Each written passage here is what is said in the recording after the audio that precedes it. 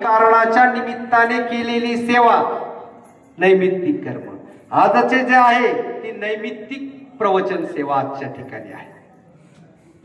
या ठिकाणी आपल्यामधून 1 वर्षापूर्वी गेलेल्या अहिल्या आजी आमच्या दिंडीचे वारकरी कुठे गेले आबा?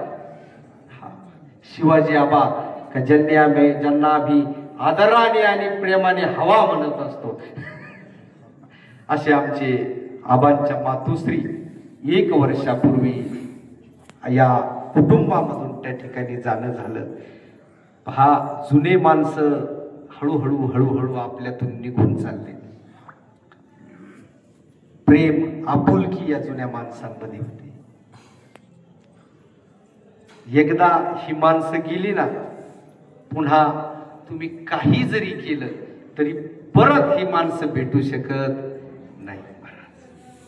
त्या आजींचा पहा, आता आबा एक होते.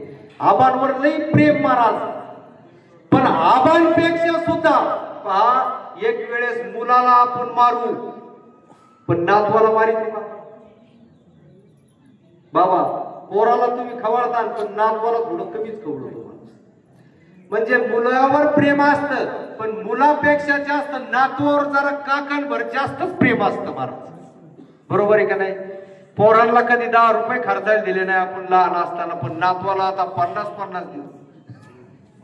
खरं आहे का खोटं आहे? खोटं असलं तिथून पुढं. बरोबर आहे का नाही? नातवावर जास्त जीव असतो. तसे या आईचा सुद्धा नातवांवर लई जीव महाराज.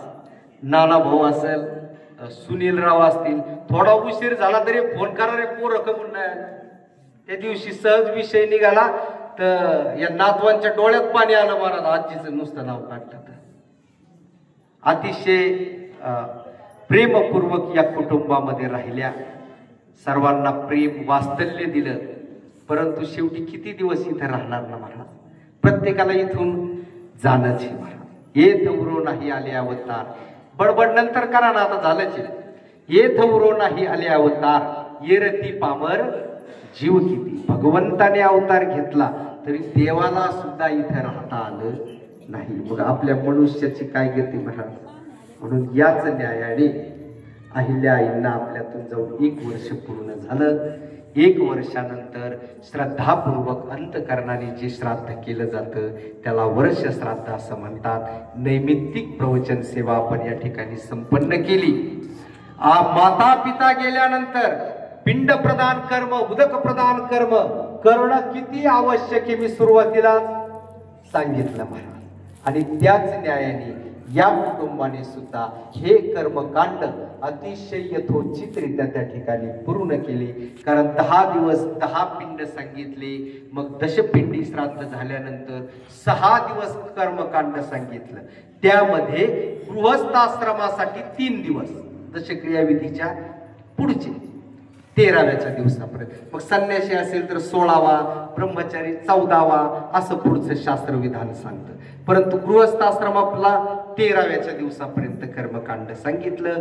13व्या दिवशी या जीवात्म्याचा हा प्रवास सुरू होतो. मग तिथून पुढं मासिक श्राद्ध असतात. ज्या तिथीला आपल्या कुटुंबातील व्यक्ती गेला त्या तिथीला ते मासिक श्राद्ध येत असतं. तारखेला नाही. मग पुण्य तारीख असं म्हणलो नसतो का आपण? पण आपण काय म्हणतो? पुण्य तिथी. त्यामुळं त्या तिथीला 11 महिने हे मासिक श्राद्ध सांगितलं.